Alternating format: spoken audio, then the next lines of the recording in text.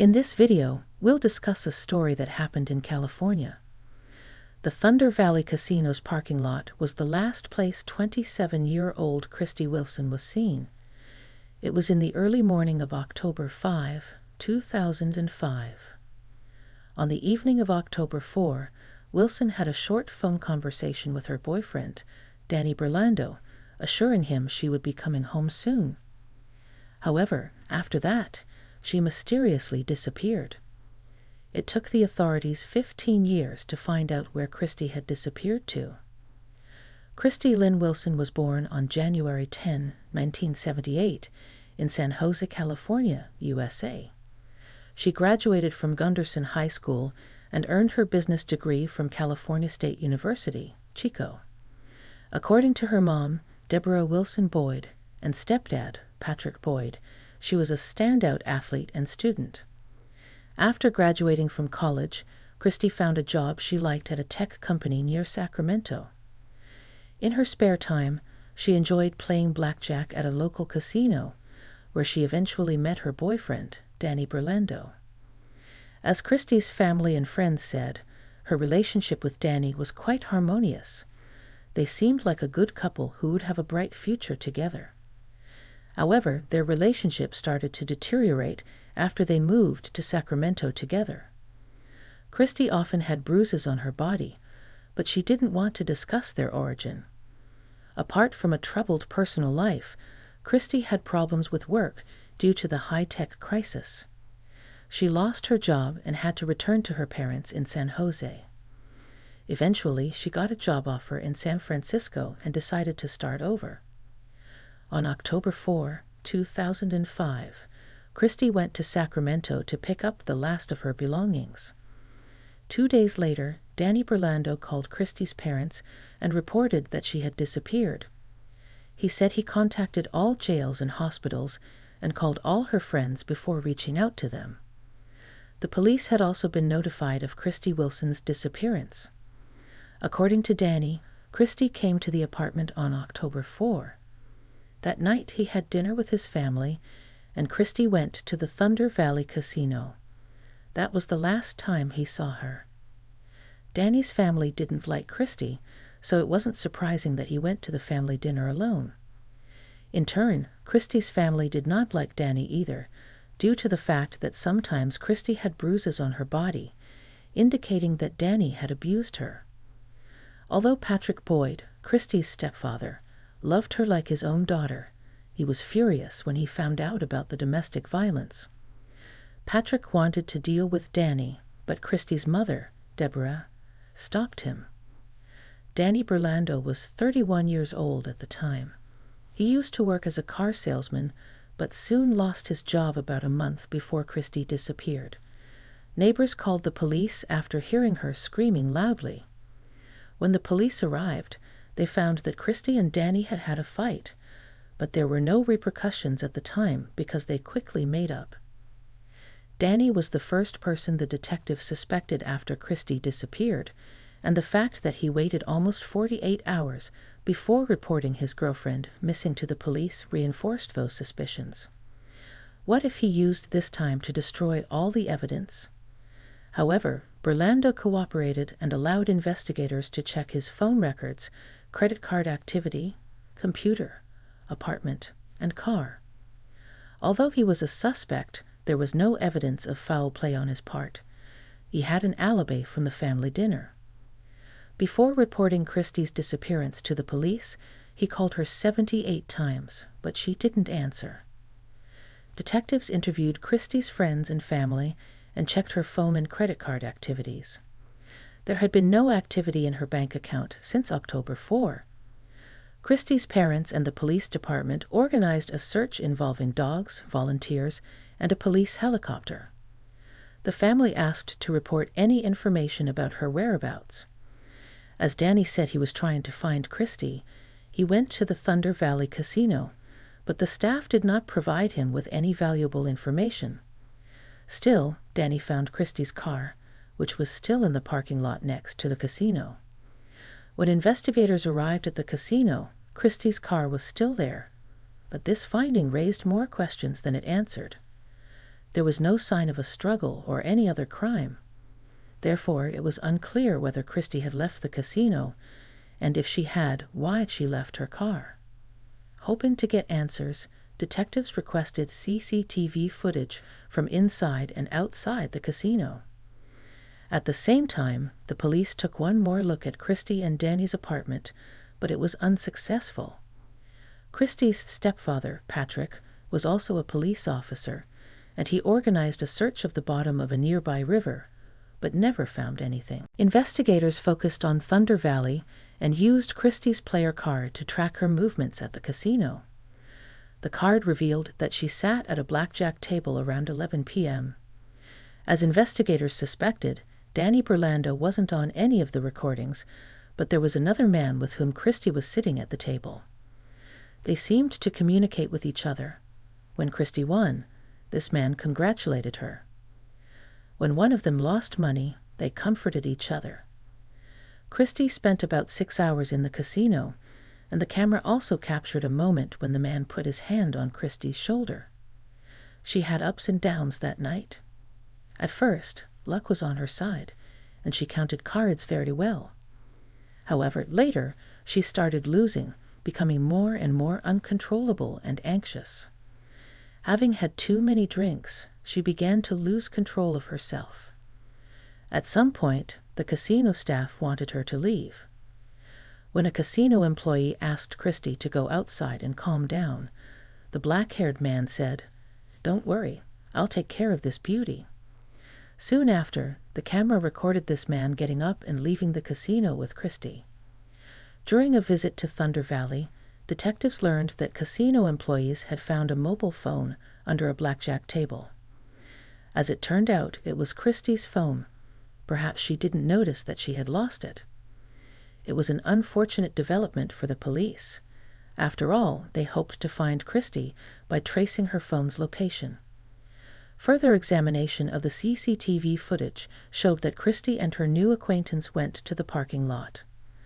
About 4 minutes later, a white car left the parking lot, while Christie's vehicle stayed in place. Investigators believed Christie could have gone somewhere with an unknown man in his car.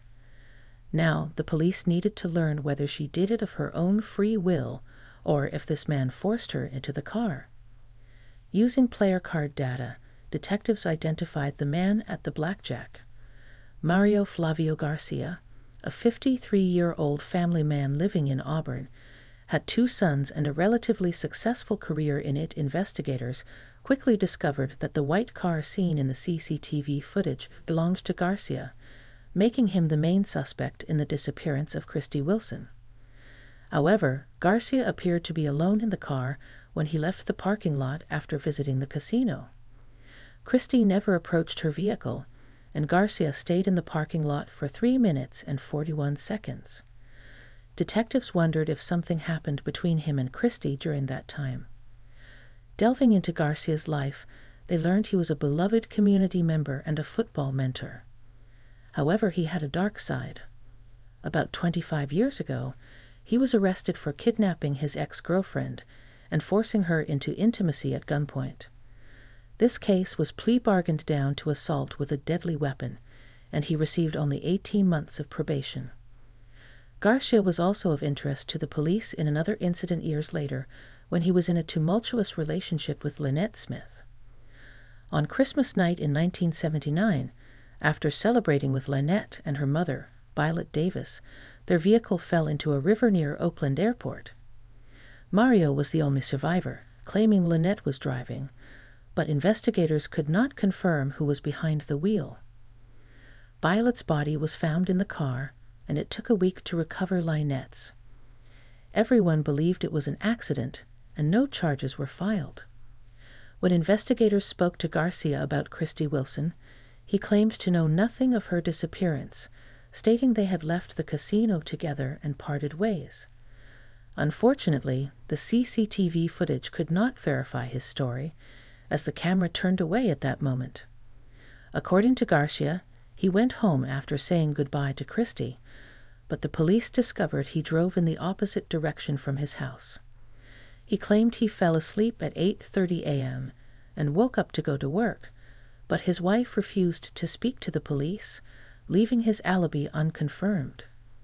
Further examination of Garcia's cell phone records revealed inconsistencies. He called his wife at 7:51 a.m., but the cell tower receiving his signal was far from their home. Garcia claimed he arrived at work at 9 a.m., but colleagues said he showed up around 10 a.m. with scratches on his arm and a bruise under one eye. He explained these injuries as resulting from a fall while pruning a tree, which the investigators found implausible. After all, who prunes trees at night? The police invited a forensic expert to analyze Mario Garcia's wounds. An experienced expert noted that the scratches on the man's face and body did not correspond to injuries sustained when falling from a tree. There were 4 parallel scratches on his face, but that's not all. The 3 parallel scratches on Mario's left side of the chest were of particular interest. After all, while resisting, a right-handed person will use their right hand to leave traces or scratches on the opponent's left side of the chest, and Christy Wilson was right-handed. The police had reason to believe that Mario Garcia was involved in whatever happened to Christy, so they obtained a search warrant for his car, home, and computer. As a reminder, Garcia claimed he went home after saying goodbye to Christy in the parking lot, but as forensic investigators searched his car, they started realizing that Christy Wilson was most likely dead. The man managed to wash his car both inside and outside. He even threw the mat out of the trunk, yet he failed to destroy all the evidence. At first, experts found a tiny, ordinary-looking spot on the car seat. After testing it, they discovered it was blood. Unfortunately, it wasn't clean enough to conduct a DNA analysis. Next, apart from 2 long hairs, the police found small splashes of blood on the back door in the trunk. After comparison, they knew these 2 hairs belonged to the missing Christy. Upon further testing, the police made another conclusion. The bloodstains contained the DNA of both Mario and Christy. This evidence refuted Mario's testimony that they parted in the parking lot. It all pointed to a fight between Garcia and Christy. After studying the history of his search queries, detectives learned he was searching for forensic toxicological data. He also used a website that described drugs one can slip into drinks on a date. Investigators assumed that Christy was a random victim sitting at the same table, and Garcia could have slipped something into her alcoholic beverages. However, the police needed to find Christy to prove it. They conducted a large-scale search for Christy's body around Garcia's 5-acre property. However, they couldn't find any new clues. Despite the absence of Christy's body, the police arrested Mario Garcia. He was charged with kidnapping and taking the life of Christy Wilson. The man continued to insist on his innocence, even though all the evidence said otherwise. The trial began on September 11, 2006. Prosecutors presented convincing evidence stating that Garcia met Christy at the blackjack table, left the casino with her, attacked her, took her life, and hid her body. At the trial, Garcia stated the following: "Why is it that the DNA on the door claimed to be of Christy Wilson was the only thing that was found? Why is it that the DNA from my sons, my wife, and other people that were in the car were not found? I cleaned everybody else's DNA except Christy Wilson's. That's the only thing they found. So how did it get there?" He wanted to convince the jury that the police had planted evidence in his car. I suppose that at this hearing, I'm supposed to ask for mercy, for forgiveness, and to show remorse. However, I will not do such a thing. I did not kill Christy Wilson. I am innocent, Garcia said. After hearing both sides, the jury found Mario Garcia guilty. On January 11, 2007, the court sentenced him to 59 years to life. But the story doesn't end here. Christy's family hoped that after the sentencing, Garcia would confess where he hid the body, but he refused to discuss it. As years passed, Christy's family tried to get on with their lives, which could no longer be the same after such a heartbreaking ordeal. The fact that Mario Garcia filed one appeal after another only aggravated the situation. All his attempts to appeal the verdict were unsuccessful, but it prevented Christie's family from living their lives. Yet Garcia didn't want to spend the rest of his life behind bars. Therefore, he changed tactics. In 2018, he told Christie's family that he wanted an early release from prison in exchange for information about the body's whereabouts. Deborah Boyd considered negotiating with him but eventually abandoned the idea. "This would be such a disgrace," she said. "He will not use my daughter's body as a bargaining chip." Police appealed to Garcia's family for help. They knew that Jean Garcia divorced Mario after he went to prison.